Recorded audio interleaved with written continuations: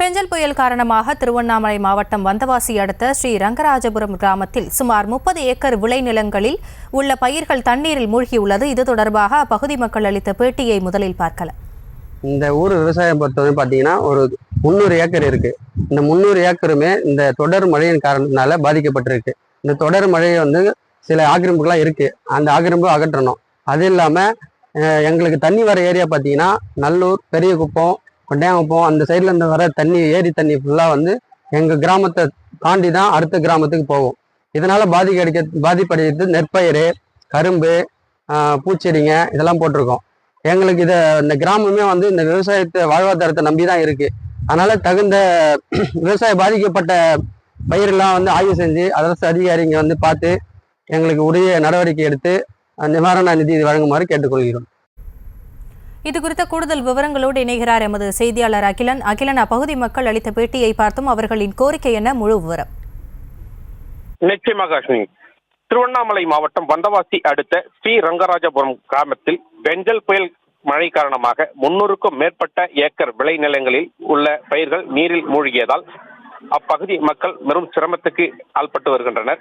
கடந்த 3 நாட்களாக பெய்த பெஞ்சல் புயல் காரணமாக பெய்த தமிழகத்தின் பல்வேறு பகுதிகளில் கனமழை பெய்து வருகிறது. வந்தவாசி அடுத்த ஸ்ரீ ரங்கராஜம் கிராமத்தில் பெஞ்சல் புயல் மழைக்கு வெள்ளம் காரணமாக ஏரியிலிருந்து நீர் நிரம்பி வழிந்து விளைநிலங்களுக்குள் புகுந்ததால் பாதிப்பு ஏற்பட்டுள்ளது. ஸ்ரீ ரங்கராஜபுரம் பகுதி நிலங்களுக்கு நல்லூர், எரமலூர், தெய்யார் ஆகிய கிராமப்புற ஏரிகளில் நீர் நிரம்பி வழிந்து ஸ்ரீரங்கராஜபுரம் கிராமத்தில் உள்ள விளைநிலங்களில் அந்த ஏரி நீர் புகுந்து பாதிப்பை ஏற்பட்டு வந்தது. இந்த நிலையில் அதற்காக கடந்த ஆண்டில் 35 லட்சம் ரூபாய் மதிப்பீட்டில் தரைப்பாலம் அமைக்கப்பட்டது. தற்போது பெஞ்சல் புயல் காரணமாக ஏராளமான மழை நீர்நிலை விளைநிலங்களுக்குள் புகுந்ததால் ஸ்ரீ ரங்கராஜபுரம் கிராமத்தில் சுமார் 300க்கும் மேற்பட்ட ஏக்கர் விளை நிலங்கள், அதாவது நெற்பயிர்கள், நடவு நட்டு நெற்பயிர்கள், கரும்பு உள்ளிட்ட ஏராளமான பயிர்கள் மழை நீரில் மூழ்கியுள்ளன. சுமார் 30,000 முதல் 40,000 வரை கடன் பெற்று விவசாயிகள் நெல் மற்றும் கரும்பு பயிரை வைத்த நிலையில் இந்த மழையில் மூழ்கி பயிர்கள் சேதமடைந்து வருகின்றன.